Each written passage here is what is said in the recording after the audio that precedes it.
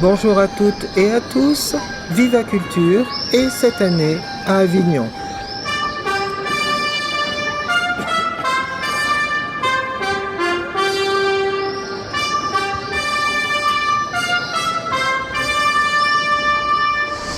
Margot Dodin-Claveau, bonjour. Bonjour. Alors, on va voir tout de suite, là, bientôt, une pièce inspirée d'un texte de Virginie Despentes. Et vous êtes la chargée de diffusion de cette compagnie et de ce spectacle. Est-ce que vous pouvez nous présenter et la compagnie et le spectacle, s'il vous plaît? Oui, donc la compagnie In Extremis, c'est une compagnie qui est basée dans le Nord, qui existe depuis plus de 20 ans et qui, parmi ses créations, elle utilise souvent, elle mêle souvent le théâtre et la musique. Donc là, le spectacle que vous allez voir, Rien n'a jamais empêché l'histoire de bifurquer. C'est un spectacle où vous trouverez sur scène Anne Conti qui dirige la compagnie, qui joue et qui porte le projet avec ses deux musiciens de toujours et compositeurs avec lesquels elle a travaillé depuis des années, qui sont Rémi Chaton et Vincent Lenohan. Oui. Rémi au violoncelle et à la guitare électrique et Vincent Lenohan aux percussions. Voilà. Et j'ai vu que vous aviez une complicité aussi avec Fia Ménard, que nous connaissons au Havre, parce qu'elle est déjà venue au Volcan. Oui, donc Fia, elle est vraiment regard extérieur, complicité. Elle a accompagné Anne Conti sur la proposition scénographique. Elles ont eu des échanges ensemble pour la scénographie et la mise en scène.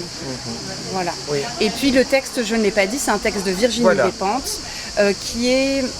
En fait, ce texte a été écrit pendant le Covid et il a été lu lors d'un colloque qui s'appelait Corps révolutionnaire, qui était organisé par Paul B. Preciado au Centre Pompidou à Paris. Virginie Despentes a lu ce texte et en fait le texte n'a pas été édité. Anne Conti l'a découvert dans une vidéo et elle lui en a demandé les droits et Virginie Despentes lui a dit les droits sont à moi donc ils sont à vous, je vous les offre. Ah oui, entendu. Alors, est-ce que vous pouvez quand même dévoiler un tout petit peu le sujet du texte? Oui, donc Rien n'a jamais empêché l'histoire de bifurquer, c'est un manifeste. Oui. Avec un titre terrible, hein, oui. je trouve. Terrible et en même temps plein d'espoir. Oui. C'est un appel à la révolution et à la douceur. En fait, Virginie Despentes, elle célèbre les liens qui se tissent entre nous. Elle redit qu'on est tous liés et qu'il faut qu'on en ait conscience et qu'il faut qu'on réinstaure de la douceur dans nos relations, même dans l'espace public. Que la douceur, ça n'est pas que pour le milieu familial, voilà. De la gentillesse, de la douceur. C'est vraiment un appel à retrouver de l'humanité en fait dans nos relations. Voilà. Oui. La douceur, c'est nouveau chez Virginie Despentes. Oui, pour moi, c'est son texte le plus doux. Je dirais que c'est quelque chose qu'on n'entend pas forcément, qu'on n'a pas forcément entendu dans d'autres de ses textes avant. Oui, mais sans doute c'est intéressant parce que nous sommes dans une époque violente, pleine d'agressivité, plutôt de haine, de conflits, de polémiques dont quelquefois on ne perçoit pas la cohérence.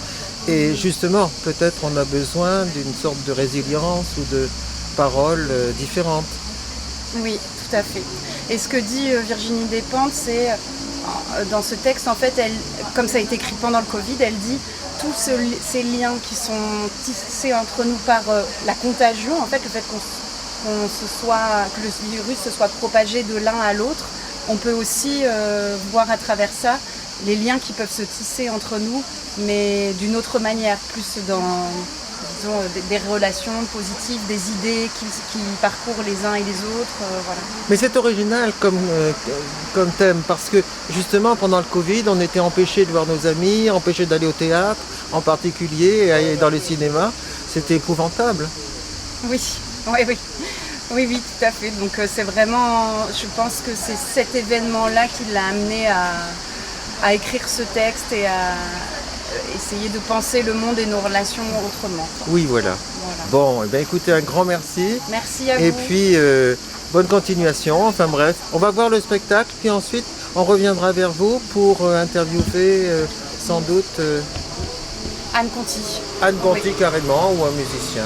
Voilà. D'accord. Okay. Merci beaucoup. Merci à vous. Merci Margot.